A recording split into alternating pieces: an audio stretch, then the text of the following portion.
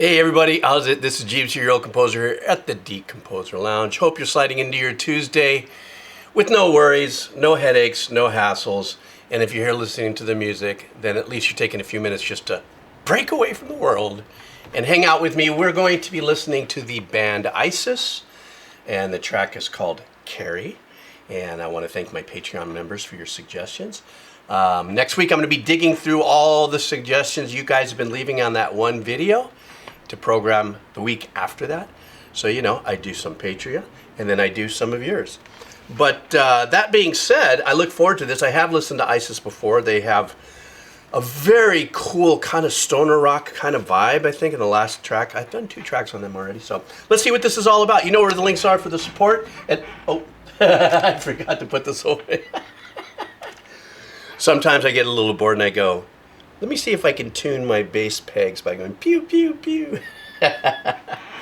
Yeah, that's what happens when I get a lot of time on my hands. But not so much time that I can't do something for you guys. So here we go, guys. From the band ISIS, this is Carrie. All right.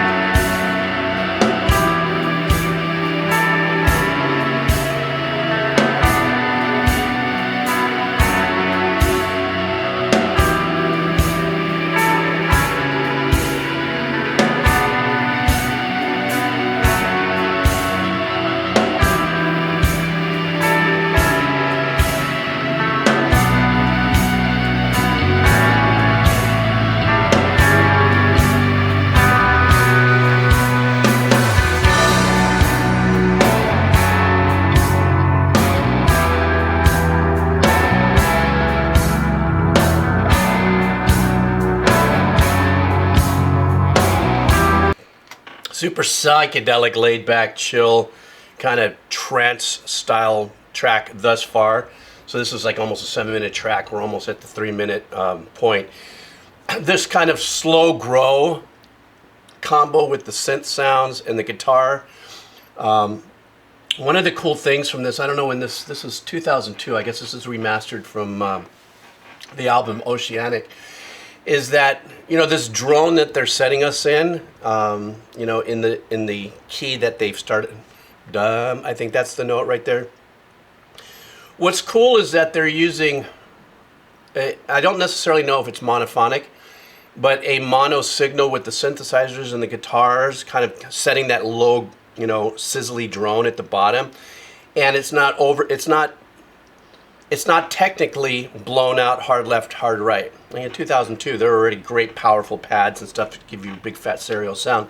And what they do is it does its own little bit of phase shifting, that happens between, the guitar kind of swimming in and out of its drone, and then the synth lines coming in. Then when the drum comes in, I thought it was really cool because it's really discernible that it's like the kit's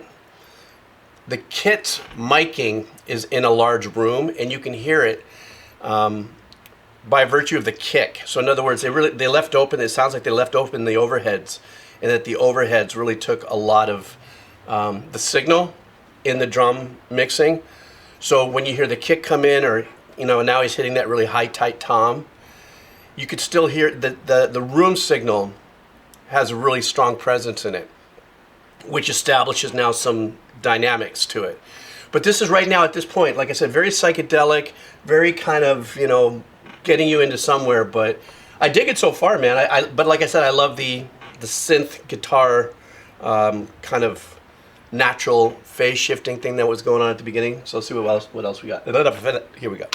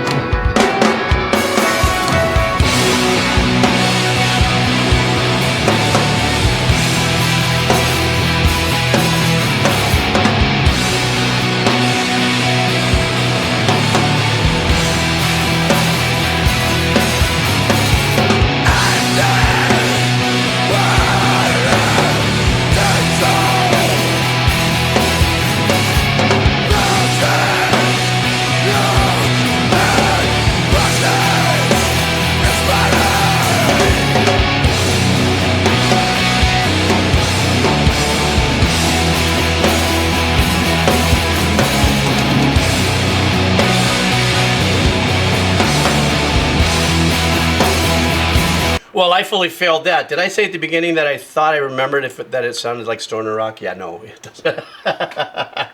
Love the melody that the guitar was playing on this side as we started getting in and the bass came in. It's, the thing about this experience with this track, listening to it, is really raw and authentic. So there isn't a lot if any, quote unquote, over processing for the sake of engineering and sounding super polished. So everything is absolutely raw. Like I'm listening to the bass sound and how that's got that overdrive to it, whether it's driven through a pedal or overloading a little bit of the head and stuff. Everything about this is raw and gnarly and driving. And then in my head, I was just kind of lulled into this kind of, I understand that they're growing what they're doing. And then they had the guitar melody, so it wasn't a solo, it wasn't even a lead, but it was a really super nice melody that was being played here. Actually had a counter melody on this side.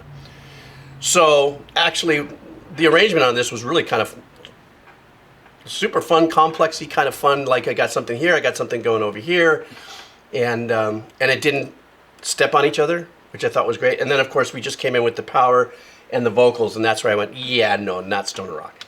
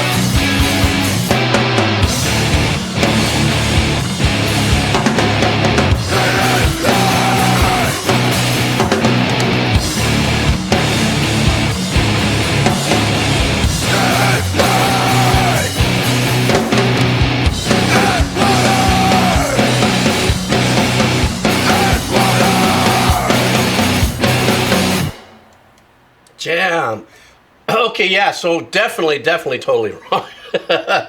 I think I may have gotten a little confused because I do at my age.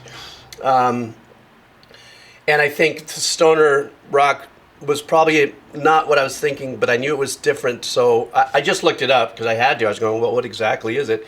So sludge metal, post metal, heavy metal and stuff like that. And that made a lot more sense. I don't know. I've listened to so many bands that sometimes it does kind of blend together.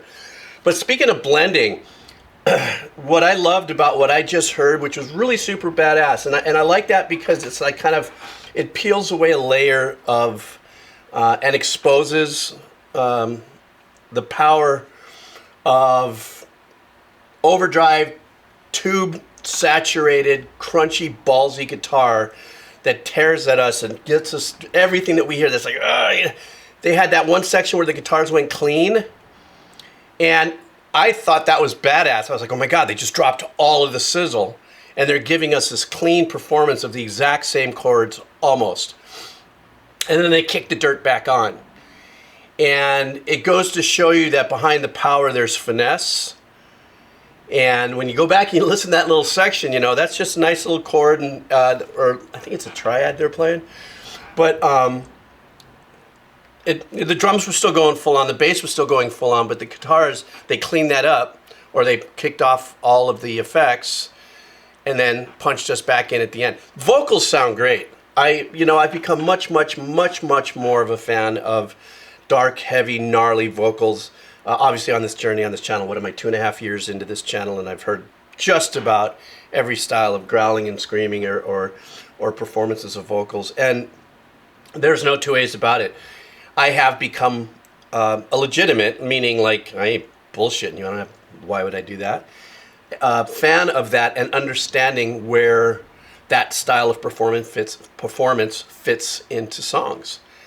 And then at the same token, I could see how some fans of that really hang on to that style, and when bands start to change a little bit of the vocal performances, let's say clean it up a little bit or whatever. I forgot which track I just did last week, where there was quite a few comments of that exact subject matter in there. How you're a stoic fan of that. And second, sometimes a band slips a little bit, not slips, but decides to put some clean vocals or something, kind of sets everybody back because you're really locked into the the passion and the power of the front person, man or woman, that performs that way. All right, guys, thank you so much for hanging out. I appreciate it. Have a killer rest of your Tuesday. Not doing anything tomorrow because I'm doing a guest reaction with another reactor is going to be doing a guest reaction here on the channel. So I'm recording that tomorrow, but I'll have something for you on Thursday. Thank you so much again for your support. Coffee, Patreon, headsets, Twitch, everything's down below. Have a killer day. See ya.